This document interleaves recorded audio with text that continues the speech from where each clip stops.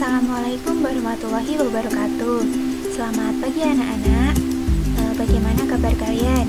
Semoga semuanya dalam keadaan sehat walafiat ya.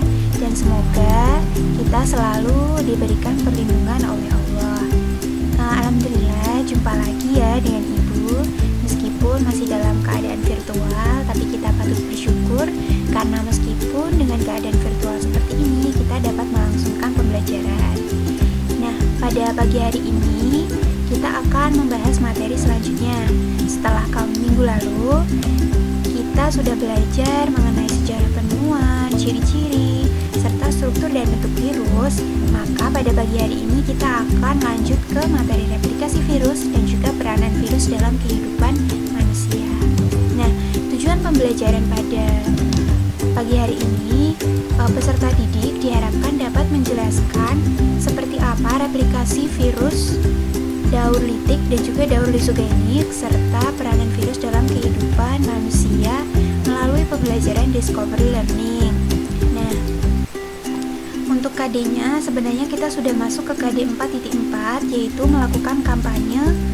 Namun karena di sini kita masih ada materi yang belum dibahas, maka kita akan membahas materinya terlebih dahulu. Nah, kita langsung masuk ke materi. Apa itu replikasi virus? Adakah yang sudah tahu? Kemarin Ibu sudah memberikan arahan kepada kalian untuk belajar terlebih dahulu mengenai replikasi virus dan juga peranan virus loh ya.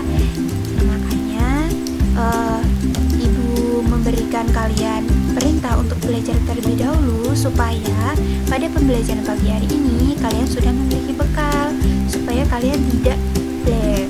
Nah, kita bahas langsung saja.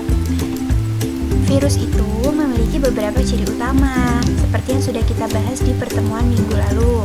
Nah, salah satunya adalah tidak dapat hidup secara mandiri.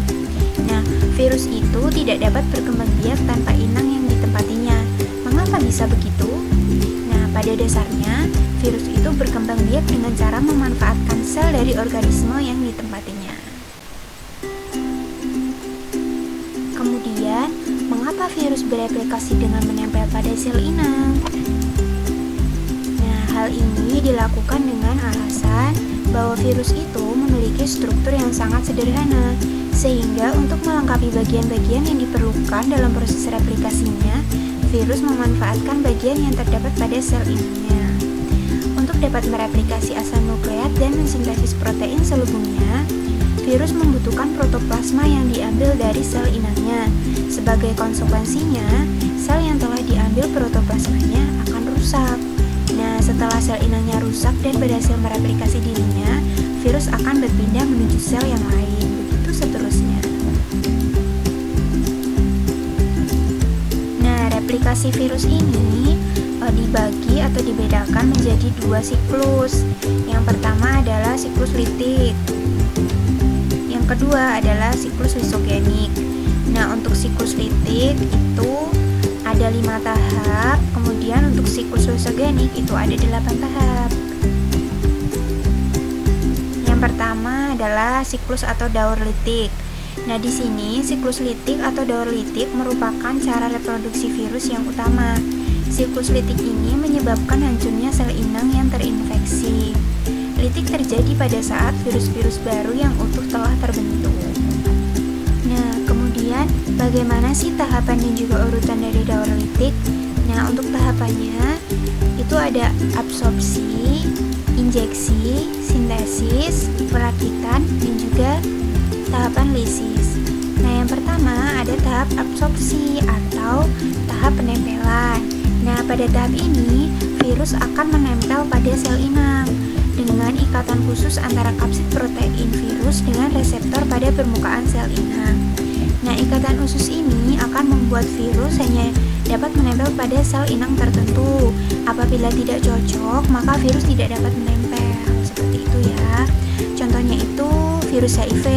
Virus HIV itu hanya dapat menempel pada tipe leukosit tertentu. Kemudian masuk ke tahap injeksi. Nah, tahap injeksi ini virus mulai memasukkan DNA atau RNA yang terkandung di dalam virus tersebut. Nah, sedangkan selubung protein dari asam nukleat yang disebut kapsid tetap berada di luar sel. Setelah semua sel genetiknya itu berhasil masuk ke dalam sel inang, maka kapsid akan terlepas dari sel karena sudah tidak berguna lagi bagi virus tersebut. Jadi yang masuk hanya materi genetiknya, sedangkan kapsidnya itu tertinggal di luar atau memang sengaja dilepaskan di luar. Nah, tahap ini itu dibagi menjadi dua, yaitu penetrasi dan juga pelepasan. Kalau yang penetrasi itu adalah tahap di mana virus berusaha melubangi membran plasma sel inang atau dinding sel jika ada, itu menggunakan enzim seperti lisozim pada bakteriofag. Nah, kalau yang pelepasan itu adalah tahap di mana virus melepaskan sepenuhnya DNA atau RNA dari kapsidnya agar dapat menginfeksi inangnya. Nah, yang ketiga itu tahap sintesis atau disebut dengan tahap pembentukan. Nah, setelah berhasil menginjeksi asam nukleat, kemudian bakteriofag tersebut menghasilkan enzim yang dikodekan dalam genomnya untuk menghentikan sintesis molekul bakteri seperti protein, RNA, dan juga DNA. Nah, setelah sintesis protein dan asam nukleat dari sel inangnya itu berhenti, virus akan mengambil alih proses metabolisme sel inangnya. Dan DNA dan juga RNA dari sel inang kemudian digunakan untuk menggandakan asam nukleat virus sebanyak mungkin. Jadi pada tahap sintesis ini asam nukleatnya itu digandakan sebanyak mungkin. Nah, selain itu, virus akan menggunakan protein yang terdapat pada sel inang untuk kemudian digunakan untuk menggandakan kapsidnya. Nah, tadi kan pada tahap injeksi kapsidnya itu ditinggal karena sudah tidak berguna lagi, yang masuk hanya materi genetik. Nah, pada tahap sintesis ini virusnya itu akan membentuk atau menggandakan kapsidnya juga sebanyak mungkin di situ. Kemudian masuk ke tahap perakitan. Nah, pada tahap perakitan ini virus akan membentuk tubuh mereka yang tadinya cuma ada materi genetiknya saja dan beberapa kapsidnya juga sudah digandakan, kemudian asam nukleatnya sudah digandakan. Nah, pada tahap perakitan ini virusnya akan dibentuk. Nah, pada tahap ini kapsid yang telah terbentuk pada tahap sintesis akan mulai diisi dengan asam nukleat yang telah terreplikasi sehingga menjadi virus yang utuh. Nah, kemudian masuk ke tahap lisis. Nah, tahap lisis ini setelah terbentuk virus-virus baru yang sempurna, maka induk virus akan mengeluarkan enzim lisozim untuk menghancurkan sel inang yang kemudian diikuti dengan pelepasan virus-virus baru.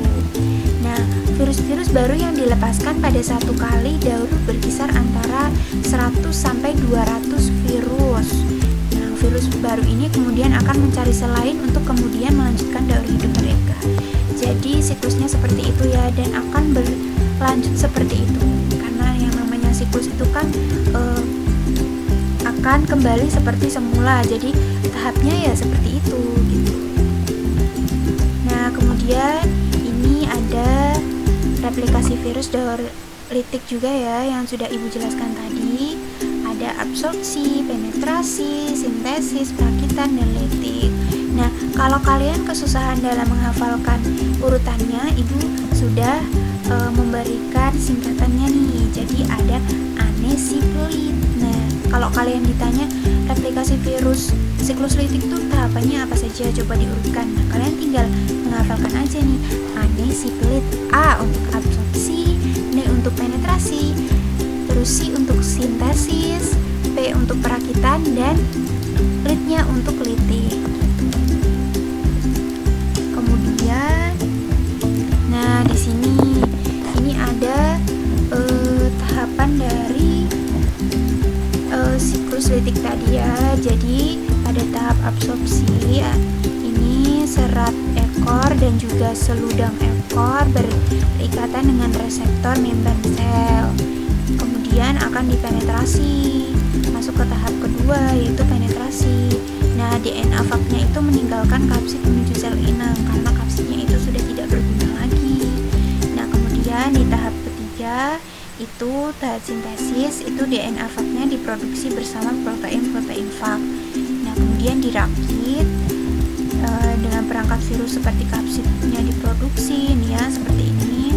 Jadi kan ada kepalanya, ada ekor, ada serab ekor, tapi belum menjadi satu kesatuan utuh. Nah, di tahap ini itu dirakit supaya menjadi satu kesatuan utuh virus. Nah, kemudian pada tahap lisis virionnya melepaskan diri, kemudian akan menempel pada sel inang lain untuk bereproduksi lagi. Itu. Kemudian kita masuk ke daur lisogenik. Nah, siklus atau daur lisogenik ini adalah proses penyatuan materi genetik virus dengan materi genetik bakteri. Nah, penyatuan materi genetik tersebut dikenal dengan istilah lisogeni. Dalam siklus ini, sel bakteri tidak mengalami peristiwa litik karena virus tidak langsung memproduksi tubuh virus baru. Nah, kemudian bagaimana sih tahapan dan urutan daur lisogenik? Untuk tahapannya ada tahap absorpsi. Nah, di sini tahap absorpsinya itu sama dengan yang terjadi pada daur litik. Virusnya akan menempel pada sel inang dan melubanginya dengan enzim lisosim. Kemudian yang kedua ada tahap injeksi, yaitu juga sama seperti yang terjadi pada daur litik, di mana virus mulai memasukkan asam nukleat ke dalam sel inang dan melepaskan kapsid yang sudah tidak digunakan. Kemudian yang ketiga ada penggabungan. Di sini virus akan memutus ikatan asam nukleat yang memiliki sel inang dan masuk ke dalamnya untuk menghubungkan rantai itu lagi. Jadi pada tahap ini virus tidak mengambil alih asam nukleat sel inang, melainkan membaur untuk membentuk satu kesatuan yang disebut dengan profage. Kemudian yang keempat ada tahap pembelahan. Nah, pada tahap pembelahan ini, asam nukleat virus yang telah tergabung dengan DNA sel inang menjadi profag. Nah, profag ini hanya akan bereplikasi ketika asam nukleat sel inang bersintesis dan melakukan pembelahan. Profag ini ikut membelah ketika DNA bereplikasi, sehingga jumlah profag akan sama dengan jumlah DNA hasil replikasi dari sel inang. Nah, yang kelima ada tahap pemisahan, atau di sini memasuki daur litik. Nah, pada saat kondisi lingkungannya buruk, profag yang semula tenang dan tidak merusak akan menjadi aktif. Nah, hal ini biasanya dipengaruhi oleh keadaan lingkungan sekitar seperti radiasi ultraviolet misalnya. Kemudian profag yang aktif akan mulai memisahkan diri dari DNA sel inangnya. Nah, kemudian mulai mengambil alih peranan DNA dalam sel sintesis protein. Kemudian ada tahap sintesis. Nah, di sini sama dengan daur litik. Pada daur lisogenik, DNA dan RNA dari sel inangnya itu kemudian digunakan untuk menggandakan asam nukleat virus sebanyak mungkin. Nah, selain itu, virusnya juga akan menggunakan protein yang terdapat pada sel inang itu untuk kemudian digunakan untuk menggandakan kapsidnya. Nah, kemudian tahap perakitan. Nah, di sini juga sama dengan tahap di proses daur litiknya, yaitu pada daur lisogenik ini virus akan mulai merakit tubuhnya. Selain itu juga virus akan mulai memasukkan asam nukleatnya, DNA ataupun RNA, nah, dalam kapsid yang telah terbentuk. Nah, setelah proses ini selesai, maka terbentuklah virus baru yang telah sempurna atau dalam satu kesatuan utuh. Nah, yang terakhir adalah tahap lisis. Nah, tahap lisis ini merupakan tahap akhir dari daur lisogenik sempurna, di mana virus-virusnya mulai dibebaskan dari sel inangnya secara eksplosif dengan menggunakan enzim lisosim yang digunakan untuk menghancurkan sel inang. Nah, ini ya siklus lisogenik atau daur lisogeniknya.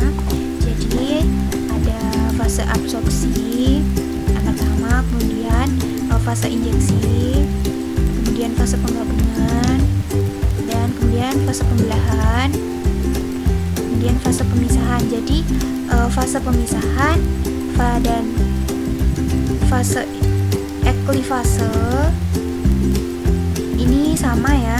Jadi ini terpisah, kemudian di sini sudah terpisah, Kemudian di sini ada fase sintesisnya, itu juga sama dengan fase replikasi. Nah, di sini kan fase setelah pada fase sintesis ini kan virusnya itu akan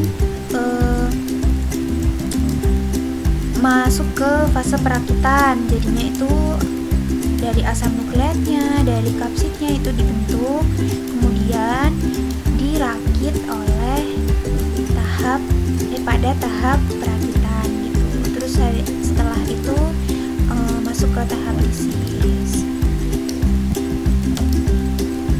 Nah, alhamdulillah sudah selesai pembahasan kita mengenai replikasi virus, tentang daur litik dan juga daur lisogenik. Nah, untuk selanjutnya kita akan membahas tentang peranan virus. Silakan simak video selanjutnya. Semangat anak-anak.